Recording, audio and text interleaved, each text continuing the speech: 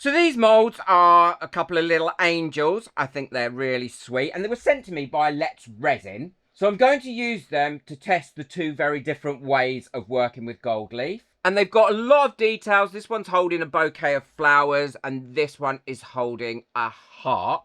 They're lovely little moulds. So for one, I'm putting the gold leaf directly against the surface. And for the other one, the one with the heart, I'm going to get it suspended in there. So first thing I want to do is turn this one inside out as much as possible. And this is where we get a really nice, neat application to start with. But when we turn it back the other way, we often find that the gold leaf will crack. So there we go. I've got that inside now, inside out. Now, I do own some white cotton gloves, and that stops the gold leaf getting all over your hands and everywhere like that. But unfortunately, I've just been looking for them, and I can't find them. So the ideal thing is to use the actual wrapper that your gold leaf comes in and stick it to your mould like this. So pick up a sheet, pull one apart like that, and then pop that on. And I'm working on some brown paper here because if not, when the gold leaf touches the silicone mat, oh my goodness, it's almost impossible to get it off. And you've got it forever. So that's another tip. And then once I've got that on, I take a soft brush. You can use a makeup brush or anything like that. And then brush that on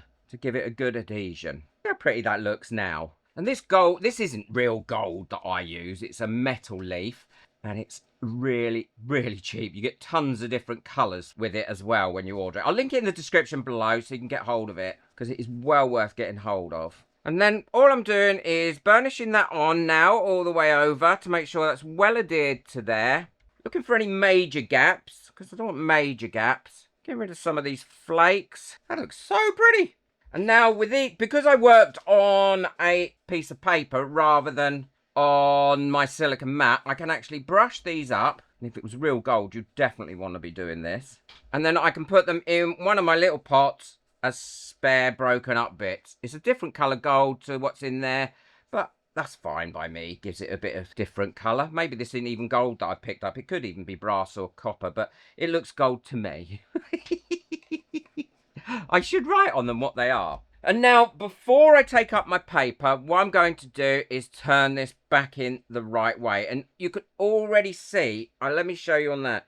You can already see it's starting to crack up. Okay, and now we've got that all cracked up and in there. All I'm going to do is pop my brush in there again and adhere whatever's left on there to the actual piece itself and give that a bit of a burnish. Now I'm going to wrap my piece of paper up and I'll use that again for gold leaf another time, and I should have a fairly clean mat. And now I've got a fairly clean mat, rather than it all being covered in gold leaf. Now that's not to say you can't get a really nice finish with gold leaf, but not if you want to do it on a mould that's closed up like that. Something that's quite open, like this little fish mould, then you can get a great finish from it.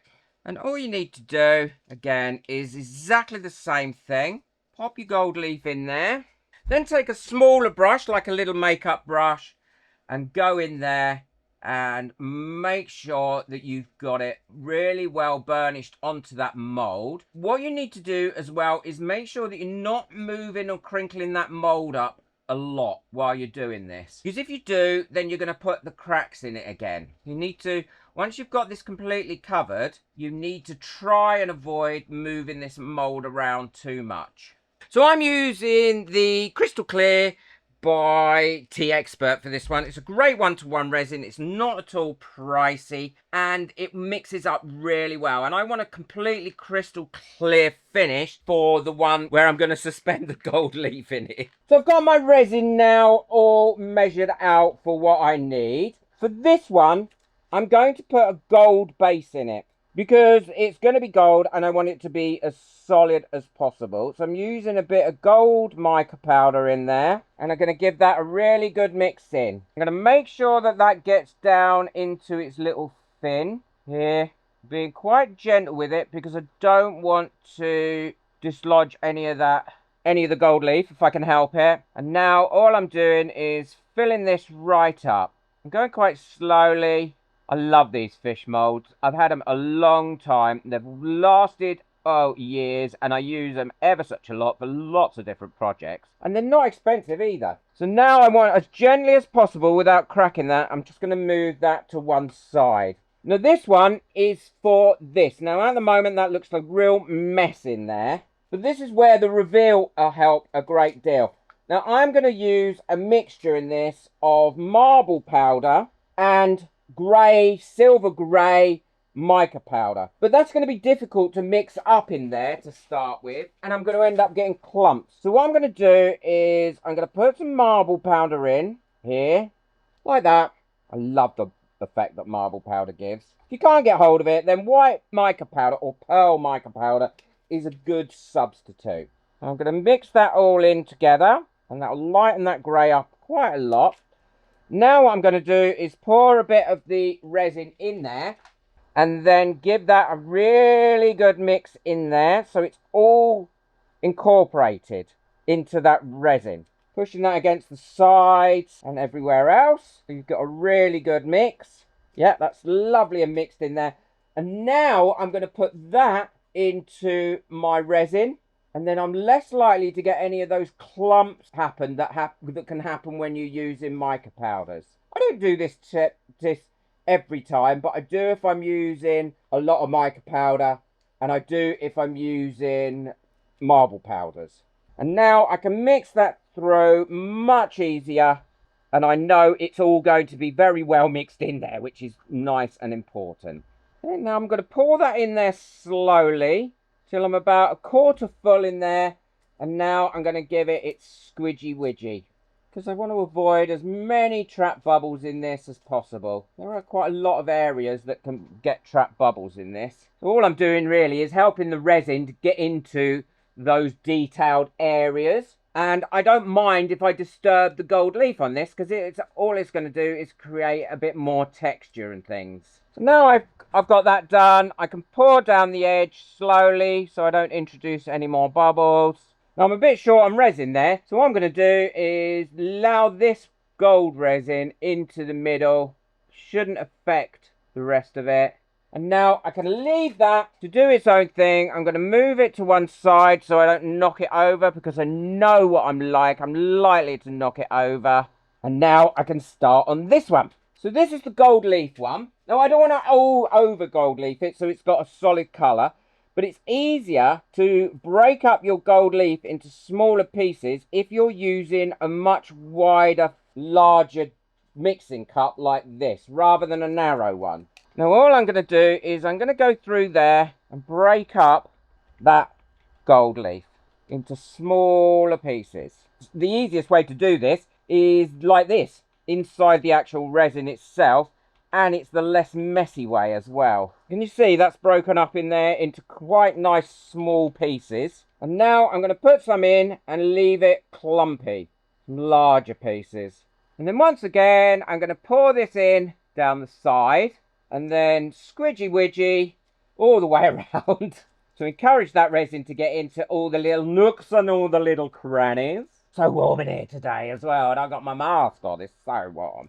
Now I'm just letting that go down there and fill right up. And then once it's filled up, what I can do is I might have to mix a little bit more resin up. I must have undermixed, which is so unlike me. But I'm definitely going to have to mix it a bit more up. It said 5.3 and 5.1. Maybe I undermixed. But they've all been poured now. All I'm going to do is burn off the bubbles that are coming up. You always get bubbles when you've mixed in gold leaf. And I can already, I'm not sure if it's picking up on the camera, I can already see the darker colour that I've used in my resin coming through those cracks and that mottled effect. And that's what I want to see. I'm hoping that's going to make these cracks look really intentional and give it a great new look and finish. And rather than fighting it, we're working with it. So we've got cracked gold, we've got suspended gold, and we've got solid gold. And they all should come out completely different using the same material. Well, it's time to demold these and show you them. And this is the one that I'm most curious about, because the gold leaf was never going to stay perfect. And I want to see all those crackles coming through. And because I want it to make it look intentional. So I'm not going to lie, these are not easy to demold. But once you get them out, look at, I love the way that has come out. Can you see the crackle in there? And that patchiness, we would often think of that as being a problem because we would like a solid finish. But the gold catches the light and the colour underneath stops it looking flat. I really like that. It looks very antique. Now let's see whether breaking the gold smaller helped it spread through the resin and whether the chunky bits stayed floating or they sank down. So there we go. That's how that one has come out. And you can see by breaking it up, it really has encouraged that to stay throughout. And again, that crystal clear resin really does give a great effect. Giving it all that squidgy widgy as well, stopped it having any bubbles trapped anywhere. But you can see the heavier bits have sunk down more into the head, which was that way up. And the heart is there. I think that's very pretty. And you can see the gold sitting through the whole piece rather than on the surface like this one. It gives a very different effect. And the final one, there we go. Look at that, how pretty that is. Very lustrous. Gives a great result. And that gold leaf is in there permanently. It's not going to rub off. The resin has merged with that gold leaf, so it's always going to be there permanently.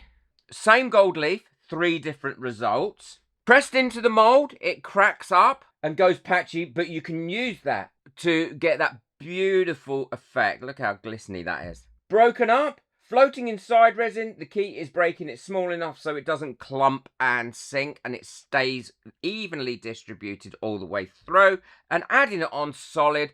Don't play around with it and don't use it on a mould that you need to turn inside out. Gold leaf in resin can be tricky, but it isn't difficult. But it does behave differently depending on how you use it. So these are 3 very different finishes. I actually like all 3. Which one do you like the best? I'd love to know which finish you like the best. I think this one has a little bit more drama to it than this one. So if your gold leaf cracks, slumps, or goes into lumps, don't worry about it. There's always something you can do about it, especially if you spent a lot of time gold leaf in the inside of a mould.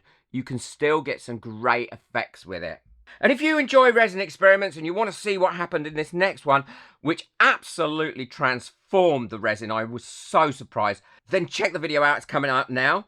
Boot that like button, hit that subscribe button, but most of all, enjoy your resin. Take care. Bye.